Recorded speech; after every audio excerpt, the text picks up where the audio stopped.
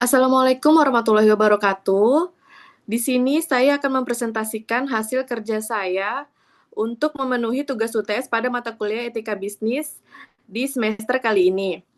Tapi sebelum saya mempresentasikan hasil kerja saya, di sini saya akan memperkenalkan diri terlebih dahulu. Perkenalkan, nama saya Anita Arliani, saya mahasiswi PJ Manajemen Universitas Cyber Asia 2025.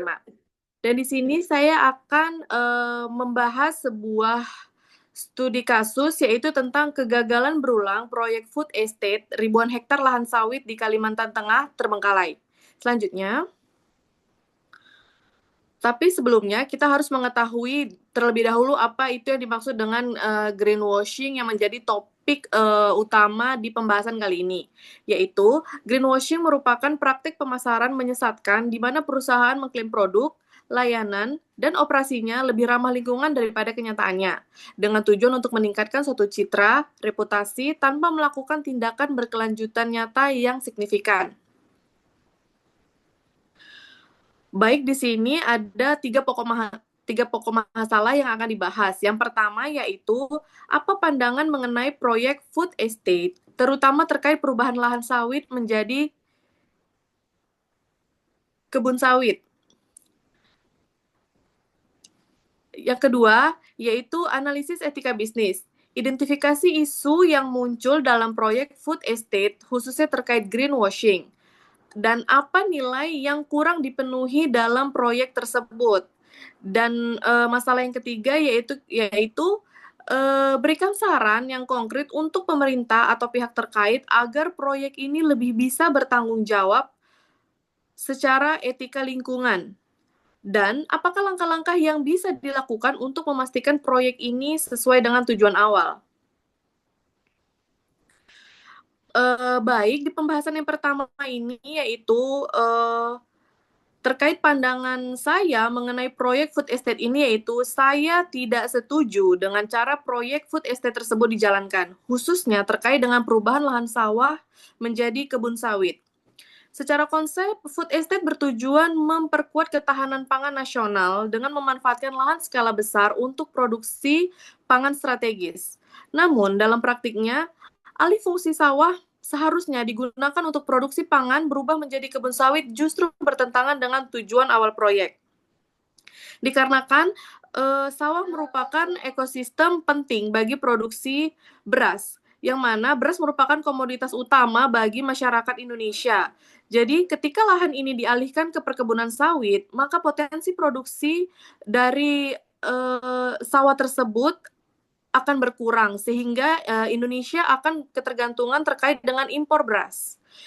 Dan kemudian dari segi etika bisnis dan tata kelola, proyek ini juga menimbulkan persoalan serius. Pemerintah dan pihak terkait seolah mengusung narasi ketahanan pangan berkelanjutan, tetapi implementasinya tidak sesuai.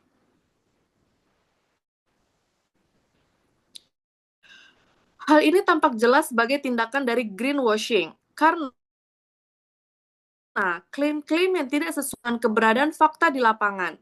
Dilihat di sisi lingkungan sosial, alih fungsi lahan skala besar berpotensi merusak ekosistem, mengganggu tata air, dan juga dari sisi sosial, petani lokal berpotensi kehilangan akses terhadap lahan produktif yang nantinya akan berdampak pada kesejahteraan mereka. Menurut pendapat saya, ada beberapa poin yang harus dijalankan jika proyek food estate ini akan diberlangsungkan, yaitu yang pertama, konsisten pada tujuan ke arah pangan, bukan dialihkan ke komoditas non-pangan seperti kelapa sawit. Dan yang kedua, mengutamakan transparansi, akuntabilitas, serta keterlibatan masyarakat lokal dalam proyek food estate ini. Sebelumnya, dengan demikian, masalah utama bukan hanya pada kegagalan proyek tersebut, tetapi bagaimana cara perencanaan dan pelaksanaannya yang tidak selaras dengan tujuan awal serta prinsip etika keberlanjutan. Dan yang kemudian yang akan kita bahas adalah tentang analisis etika bisnis. Yang kedua yaitu identifikasi isu etika bisnis yang muncul dalam proyek food estate. Yang pertama itu adalah klaim tentang ketahanan pangan yang tidak konsisten dengan praktiknya, atau yang lebih dikenal dengan misleading claim.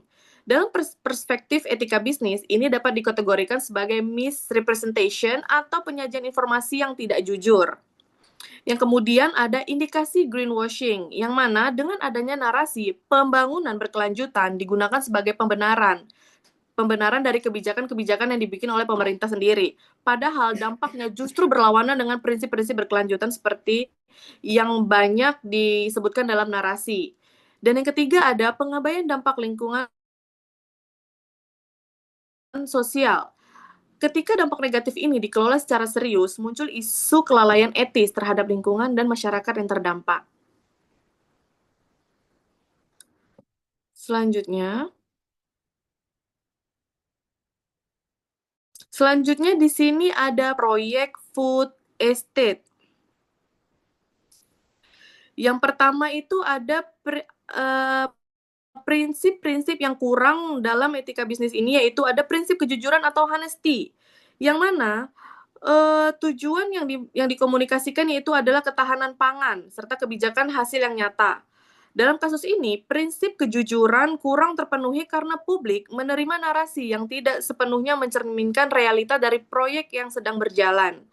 Yang kemudian ada prinsip transparansi atau transparency, yang mana kurangnya keterbukaan terkait perencanaan jangka panjang, evaluasi kegagalan proyek, serta alasan alih fungsi lahan, yang menunjukkan lemahnya transparansi dalam etika bisnis, yang agar transparansi itu sangat penting agar pemangku kepentingan dapat menilai risiko serta dampak secara objektif. Yang ketiga yaitu ada prinsip akuntabilitas atau accountability, yang mana prinsip tanggung jawab sosial dan lingkungan, yaitu proyek berskala besar seharusnya mengedepankan keseimbangan seperti keuntungan ekonomi, kepentingan sosial, dan juga kelestarian lingkungan. Peralihan sawah ke kebun sawit menunjukkan bahwa kepentingan ekonomi jangka pendek lebih dominan dibanding dengan kesejahteraan serta tanggung jawab sosial serta lingkungan yang berkelanjutan dan jangka panjang. Kemudian ada prinsip keadilan atau fairness, yang mana dalam prinsip ini, petani dan masyarakat lokal berpotensi menjadi pihak yang paling dirugikan. Sementara manfaat ekonomi lebih banyak dinikmati oleh pihak-pihak tertentu, terutama juga pemerintah dan pihak-pihak yang terkait lainnya. Ketimpangan manfaat ini dapat mencerminkan kurangnya prinsip keadilan dalam pengambilan keputusan bisnis serta keputusan kebijakan-kebijakan lain yang disertakan dalam proyek-proyek tersebut. Kemudian pembahasan yang selanjutnya yaitu adapun saran konkret untuk pemerintah serta langkah-langkah yang bisa dilakukan guna proyek ini berjalan sesuai rencana awal. Yang pertama, adanya penegasan ulang tujuan dan batasan proyek. Yang pertama itu ada larangan tegas alih fungsi ke komoditas non-pangan, yaitu pemerintah perlu menetapkan regulasi yang jelas serta batasan-batasan apa saja yang mengikat tentang proyek lahan food estate ini, yang mana hanya boleh digunakan untuk komoditas pangan strategis, contoh padi, jagung, kedelai, umbian, serta hortikultura lainnya. Dan yang kedua, ada penguatan tata kelola dan akuntabilitas, yang mana audit independen dan evaluasi terbuka. Pemerintah serta pihak-pihak terkait itu harus mengedepankan evaluasi terbuka, sehingga apapun yang terjadi, masyarakat serta petani-petani lokal khususnya bisa mengetahui bagaimana keberlanjutan proyek itu untuk skala keberlanjutannya. Kemudian adanya penetapan tanggung jawab yang jelas, yang mana jika proyek gagal atau menyimpang, yaitu harus ada pihak yang bertanggung jawab secara administratif serta kebijakan. Dan kemudian evaluasi kegagalan menjadi dasar koreksi, bukan justru alih fungsi lahan. Poin yang ketiga ada pencegahan greenwashing dan klaim palsu, yang mana kejujuran dalam komunikasi publik. Yang kedua ada standar keberlanjutan yang terukur. Dan yang keempat ada perbaikan perencanaan lingkungan dan teknis, yang mana pemilihan lahan berbasis kesesuaian ekologis. Yang dimaksud adalah food estate tidak boleh dipaksakan di lahan yang tidak subur untuk pangan, rentan banjir dan kekeringan, serta merupakan ekosistem yang sensitif. Kemudian ada pendekatan sistem yang bertahap atau pilot project, yang mana alih-alih membuka lahan besar sekaligus, proyek ini sebaiknya dimulai dari skala kecil terlebih dahulu. Kemudian dievaluasi secara ketat, kemudian diperluas hanya jika terbukti berhasil. Kalau proyek ini tidak berhasil, maka sangat disarankan untuk diadakannya evaluasi untuk memutuskan apakah proyek ini baik untuk dilanjutkan atau tidak. Poin selanjutnya ada keterlibatan petani dan masyarakat lokal, yaitu petani sebagai aktor utama, bukan sekedar objek. Hal yang dimaksud adalah proyek harus berbasis kebutuhan dan pengetahuan lokal, kemudian kepemilikan dan kemitraan yang adil, serta peningkatan kapasitas petani, bukan sekedar korporasi lahan atau adanya pengerebutan lahan dari petani-petani atau masyarakat lokal ke korporasi.